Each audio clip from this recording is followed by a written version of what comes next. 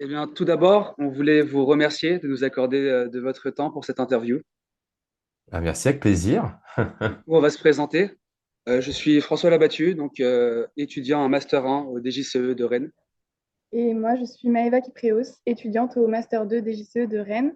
Et donc, nous sommes étudiants au sein du pôle éditorial et nous aimerions vous poser quelques questions sur les soft skills. Ok. Et tout d'abord, on va commencer par vous présenter. Donc, vous êtes donc Jérôme O'Haraud, vous êtes conférencier, champion du monde de mind mapping de 2018. Vous êtes titulaire de la certification Tony Buzan en lecture rapide, mind mapping et en mémoire. Vous êtes également auteur de Soft Skills, du Livre blanc de l'audace et de la boîte à outils du cerveau, entre autres. Actuellement, vous êtes coach, vous offrez des formations certifiantes en soft skills qui permettent de développer la connaissance de soi, d'élaborer une stratégie de réussite. Elle englobe également l'apprentissage de la modélisation ainsi que la diffusion des soft skills autour de soi. Donc, tout d'abord, j'aimerais vous poser une première question. Pourquoi les soft skills? Comment en êtes-vous arrivé là?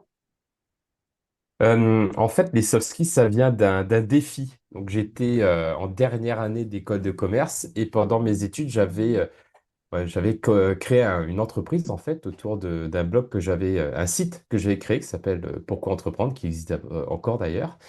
Un site sur lequel j'ai pu interviewer beaucoup d'entrepreneurs et je me suis rendu compte en interviewant ces entrepreneurs qu'ils avaient tous des compétences en commun. Et ça a plu à mon professeur à l'époque, qui s'appelle Fabrice Ponéon, et qui en fait nous a lancé un défi, un camarade de classe, Julien Bourret et moi-même, un défi de créer un cours qu'on aurait toujours aimé à notre scolarité et qu'on n'a jamais eu. Qu'on a accepté le défi et c'est comme ça qu'on a créé ce cours autour des soft skills, de toutes ces compétences, on va dire non techniques, qu'on ne nous enseignait pas encore à l'école, à l'époque qu'ont souvent développé les entrepreneurs d'ailleurs pour pouvoir s'adapter et évoluer professionnellement et qui peuvent s'apprendre en fait. Donc ça a commencé comme ça et donc j'ai commencé à travers donc la création et l'animation d'un cours, d'un module de 30 heures en école de commerce, ce qui a donné aussi naissance au premier ouvrage en francophonie sur les soft skills, qui s'appelle Le Réflexe Soft Skills, qui est sorti en 2014 aux éditions Duno, et ensuite un autre ouvrage en 2018 que vous avez cité, toujours aux éditions Duno, et que depuis s'ouvre dans d'autres champs avec mon dernier ouvrage en date qui s'appelle Les gentils aussi méritent de réussir aux éditions Alizio et pour lesquels on parle également des soft skills qui sont ces compétences indispensables pour tous les professionnels qui veulent évoluer sereinement en gardant, en mettant en fait au centre leur humanité. Parce que dans le monde professionnel, on est composé d'humains et que quelque part, les compétences humaines, c'est ce qui permet de mieux travailler ensemble. Et c'est pour ça que vous avez dit que la gentillesse peut aussi être dans le milieu financier, enfin, dans le milieu d'entreprise. Elle existe également. Ah ben, non seulement elle existe également, mais je pense qu'elle est indispensable. Imaginez que vous travaillez dans une entreprise et que tout le monde est méchant, tout le monde se fait des coups bas, etc. Dans la première, donc il y a plusieurs scénarios dans ce cas-là. S'il y a une inexistence de gentillesse, c'est soit on est une bande de robots, entre guillemets, et qu'il n'y a pas d'émotion et que voilà, il n'y a que des procédures, etc. Donc on revient à l'ère industrielle quelque part. Deuxième scénario, il y a un mal-être constant, ambiant, des burn-out, etc. et tous les drames qui vont avec. Ou troisième scénario, tout le monde part. Donc, alors que s'il y a de la gentillesse, eh bien, il y aura plus de liens humains, plus de sérénité, plus de joie, plus de bonheur, donc plus de performance. Et on se rend compte aujourd'hui avec la nouvelle génération, la génération Z, votre génération quelque part, que ces questions de bien-être, de style de vie, de bien vivre, et que finalement la distinction entre la vie professionnelle et la vie personnelle est quasi plus existante, quelque part, et bien que c'est incontournable. Donc, que ce soit les soft skills ou la gentillesse, c'est pas un bonus en fait, Mhm. c'est indispensable. D'accord. Et du coup, qu'est-ce que vous entendez précisément par soft skills? Alors, les soft skills, ce sont toutes les compétences non techniques que les humains ont et qu'on a souvent développé dans un contexte extrascolaire ou extra-professionnel. Par exemple, je pratique depuis l'âge de 5 ans les arts martiaux. Et bien, la pratique des arts martiaux m'a permis de développer de l'autodiscipline, de la persévérance, la gestion des émotions, l'audace. Eh bien, tout ça, ce sont des compétences qui me sont aujourd'hui utiles dans mon quotidien professionnel. Donc, ce n'est pas rattaché à une industrie, c'est pas rattaché à une technologie ou une technique. C'est quelque chose qui est rattaché à moi en tant qu'humain, mais qui m'aide dans plein de situations professionnelles différentes. Donc, les soft skills, c'est ça, et c'est ce qui nous aide à bien exercer notre métier. Alors, c'est pas, ça ne remplace pas les compétences techniques, ça ne remplace pas la connaissance. En revanche, c'est ce qui permet de les sublimer. D'accord. Et vous qui avez assez d'expérience, pour vous, quel serait le soft skills le plus intéressant dans le monde du droit? Alors, dans le monde du droit, alors je ne suis pas juriste ou avocat, mais je pense que quand on est dans ce milieu-là, donc il y a plusieurs compétences qui peuvent être, plutôt que de dire une soft skill, je vais peut-être voilà, brainstormer à voix haute. Je dirais déjà l'écoute, parce que donc on fait face, qu'on soit juriste ou avocat, on fait face à des situations d'humain à humain, même s'il y a un cadre juridique. Donc d'écouter ce qui se passe, d'être observateur, d'être attentif, parce que c'est ce qui permet d'avoir tous les indices et toutes les informations pour pouvoir construire son dossier. Après, je pense, après là, vous allez peut-être confirmer ou me dire si j'ai tort, parce que vous êtes plus dans le milieu que moi, mais je pense une certaine forme de persévérance, voire même d'endurance, parce que d'avoir des dossiers qui sont peut-être longs et qui demandent de persévérer et que c'est pas simple. Euh, il y a également, je pense aussi, de la prise de décision, de dire, OK, pour ce dossier-là, est-ce que je positionne de cette manière-là ou je prends cette posture-là et de s'y tenir. Mhm. Euh, et après, l'adaptabilité, parce que bon, même si on a un plan et qu'on a envie de s'y tenir, eh bien, il y a souvent, j'imagine, des imprévus qui doivent Oui. faire qu'on doit s'adapter. Et En donc, Mhm. effet, je oui. pense que l'adaptabilité aussi doit faire partie de ses compétences. Euh, donc, vous êtes champion du monde de mind mapping, comme on l'a déjà dit, vous êtes certifié en lecture rapide. On imagine que vous avez dû développer des habitudes, des routines peut-être dans votre journée pour rendre votre cerveau finalement plus performant. Est-ce que vous pouvez nous en parler un petit peu plus? Mm. Alors, c'est vrai qu'on parle souvent du sport pour un corps sain dans un esprit sain, et c'est vrai que c'est hyper important. Et moi, ça fait partie de ma vie depuis ma jeunesse. Ce qu'on ne nous a pas enseigné, en revanche, c'est d'entraîner notre cerveau également. Entraîner son corps, oui, mais pas forcément notre cerveau. Et pourtant, c'est l'organe qui va moins perdre en performance que notre corps avec l'âge. Et donc, déjà, ça, c'est le premier enjeu, c'est de aussi entraîner son cerveau, ce qui est possible et ce qu'a montré les avancées dans la recherche en neurosciences, où on a prouvé que le cerveau est plastique. Il y a cette plasticité neuronale qui nous montre que le cerveau, malgré l'âge, continue à se développer par la création de nouveaux neurones ou la création de nouvelles neurones de connexions synaptiques. Donc, on peut continuer de muscler son cerveau avec l'âge. En revanche, si on ne le fait pas, comme pour tout muscle, eh bien, le cerveau va économiser l'énergie. Donc, il y a besoin d'être challengé, de sortir de sa zone de confort pour pouvoir se développer et être plus performant. Et le principe de la lecture rapide, eh bien, c'est ça, hein. Donc, oui, j'ai obtenu le titre de champion du monde de mind mapping en 2018, mais j'ai fait aussi de la compétition en lecture rapide et j'ai obtenu le titre de vice-champion du Royaume-Uni en lecture rapide. Donc, ça demandait, comme pour toute compétition, beaucoup d'entraînement et comme pour tout muscle, de la répétition, en fait, de la répétition d'exercices. Donc, pour me préparer pour ces compétitions, notamment pour la lecture rapide, eh bien, ça a été de me donner des défis en me disant, aujourd'hui, je vais lire ce magazine en 30 minutes. Paf, je mets mon timer et j'utilise mes techniques de lecture rapide pour m'obliger à lire ce magazine en tant de temps.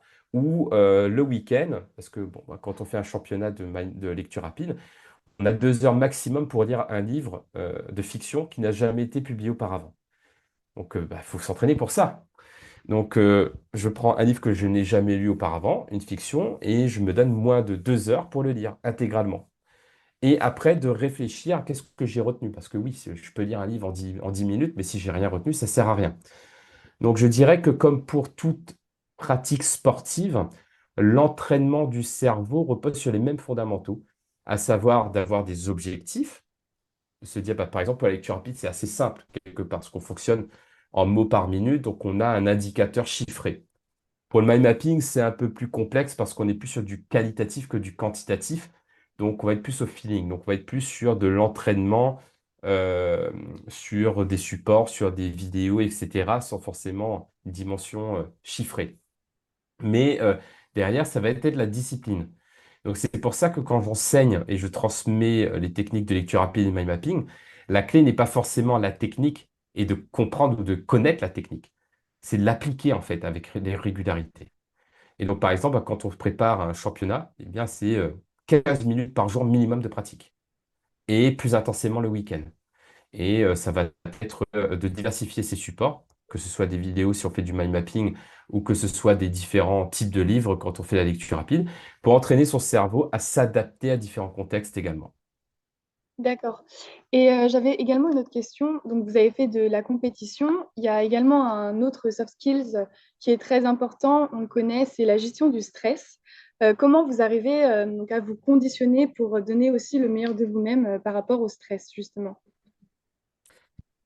Très bonne question. Le stress qui, en effet, est quelque chose que l'on doit apprendre à gérer.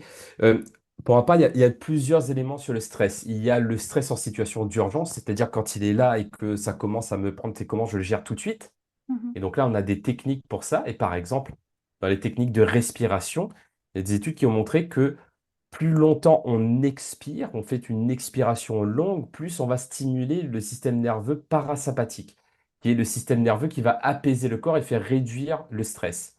Donc, premier effet, par exemple, si le stress arrive et que je suis en situation d'urgence, c'est déjà prendre le temps de fermer les yeux et de prendre une rapide inspiration et après expirer très lentement et en essayant de détendre le plus possible mon visage, mes mains et mes doigts. Et en faisant ça, bah, je vais déjà apaiser la plupart de mon système nerveux. Donc ça, c'est pour, entre guillemets, quand le stress, il est là. Et Ouais. après, l'idéal, c'est d'éviter qu'il arrive. Et donc là, on est sur la préparation mentale. Et pour se préparer mentalement, eh bien, il y a l'anticipation, la préparation. Donc, par exemple, moi, j'utilise le mind mapping pour me préparer, pour avoir des idées claires, que ce soit sur un projet ou par exemple sur une conférence bah, dans laquelle il y a l'enjeu, hein, quand on parle à plusieurs centaines de personnes et qu'il y a beaucoup d'attentes, il y a de l'enjeu, donc il y a du stress. Donc, pour éviter de me sentir trop stressé, bah, il faut que je me sente capable, je me sens prêt à faire face à cette situation. Donc, du coup, ma mind map me permet d'avoir la vision claire et de savoir que j'ai tous les éléments sur une seule feuille pour pouvoir faire face à cette situation. Donc, la préparation, notamment avec le mind mapping, par l'anticipation, par la pratique également. Donc, plus je vais pratiquer en amont, plus je vais savoir, je vais envoyer un message à mon cerveau et à mon corps que, bah si, je sais le faire, je l'ai fait en entraînement, donc je n'ai plus qu'à répéter ce que j'ai fait en entraînement dans la situation réelle. Donc, je dirais la préparation avec donc le mind mapping et l'entraînement. Et ensuite, une fois que le stress, enfin, quand le stress arrive, miser sur la relaxation et l'expiration longue. Moi, c'est quelque chose qui marche beaucoup. Après, il y a plein d'autres techniques, il y a plein d'autres habitudes à mettre en place, bien entendu. Par exemple, en termes d'habitude, j'ai ce qu'on appelle un rituel matinal. Donc, tous les matins, je fais la même chose au réveil, à savoir, je prends un verre d'eau, je fais à peu près 15 minutes de yoga et ensuite 10 minutes de méditation, ce qui me permet justement d'entraîner mon cerveau à être présent, à mieux gérer ses pensées et du coup à mieux à être plus entraîné pour éviter le stress. D'accord, merci. Est-ce que vous pouvez nous rappeler brièvement qu'est-ce qu'est le mind mapping?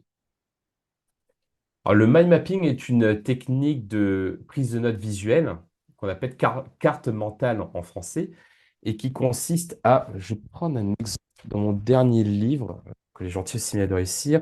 J'ai un exemple de mind map que j'ai fait justement durant le championnat du monde de mind mapping en Chine. C'est plus simple de montrer, comme c'est visuel, Mhm. Oui, bah c'est oui. plus simple de l'expliquer en montrant. Alors, est-ce que, voilà.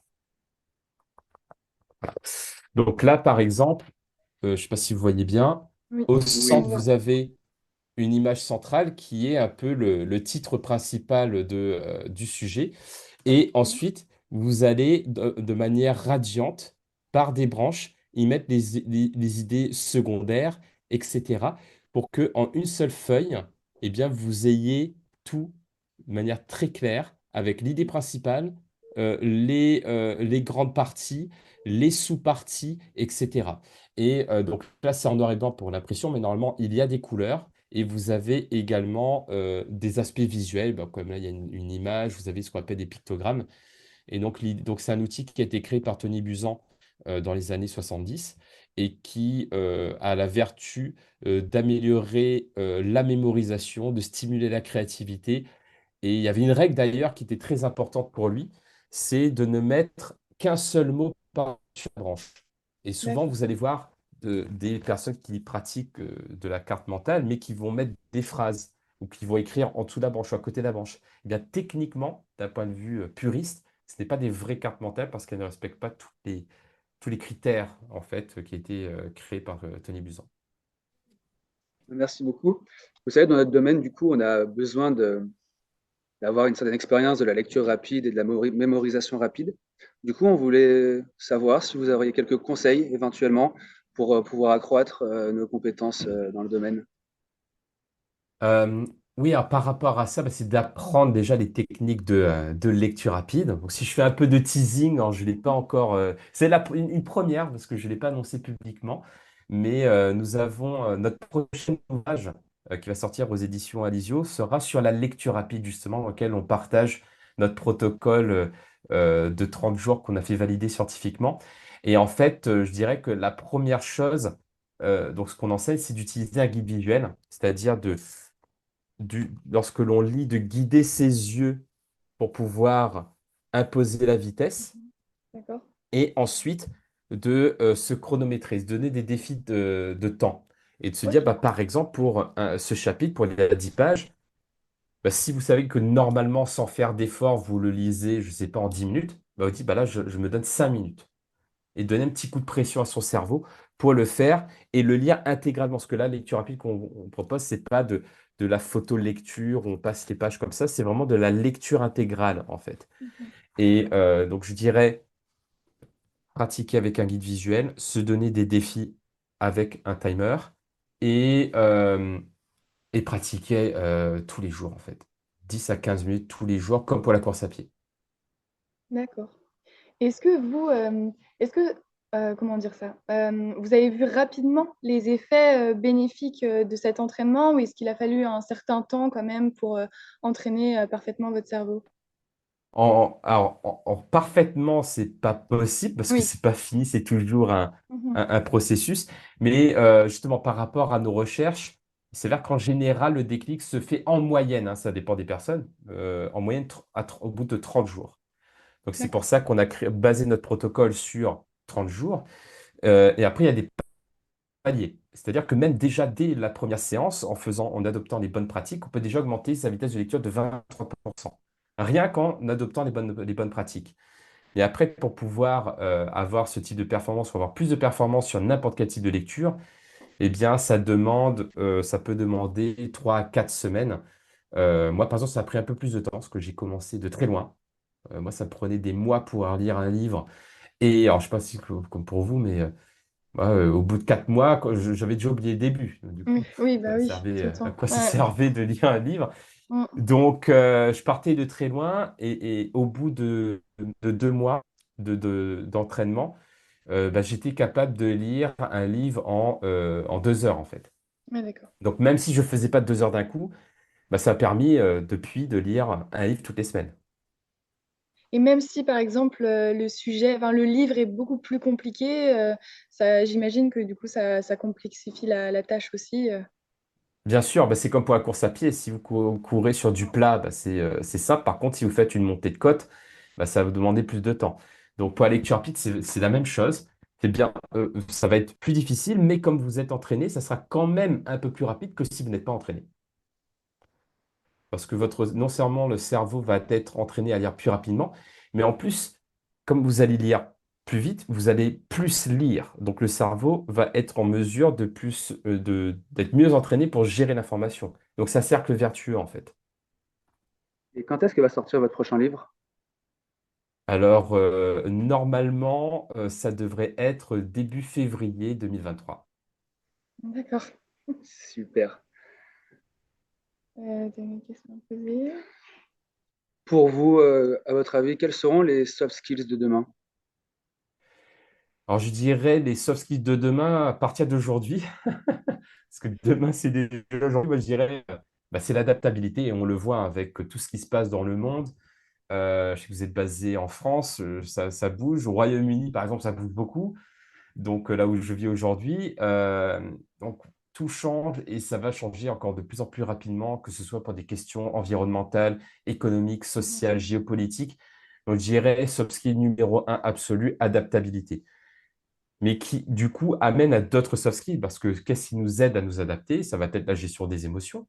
Parce que c'est difficile de s'adapter si on est en panique, si on est anxieux. Donc gérer les émotions, c'est de la créativité pour trouver de nouvelles manières de faire, pour trouver de nouvelles solutions, de nouvelles idées. Ça va être aussi la capacité à collaborer, parce que s'adapter, oui, mais si c'est tout seul, est-ce que c'est vraiment d'adaptabilité? Non, s'adapter, c'est aussi de savoir le faire en équipe. Euh, donc il y a tout ça, en fait, derrière l'adaptabilité, quelque part. Également, donc, en faisant nos recherches sur les soft skills, on a appris maintenant l'existence aussi de mad skills. Donc, est-ce que vous pouvez nous en dire plus par rapport à ça? Oui, c'est vrai que c'est un terme qui revient de plus en plus souvent. Je dirais que math skills, ce sont des soft skills qui surprennent un peu plus que les autres. Mhm. Donc, c'est ma vision des choses. Ça reste des soft skills parce que ce ne sont pas des compétences techniques et c'est propre à l'humain, sauf que c'est ce qui va rendre la personne vraiment unique, par exemple. Euh, et c'est ce qui va aussi donner ce côté waouh. Donc, par exemple, certaines personnes pourraient dire qu'avoir un titre de champion du monde de mind mapping, ça peut être une mad skills parce que Mhm. c'est surprenant. Ah oui, parce que c'est pas Oui. commun.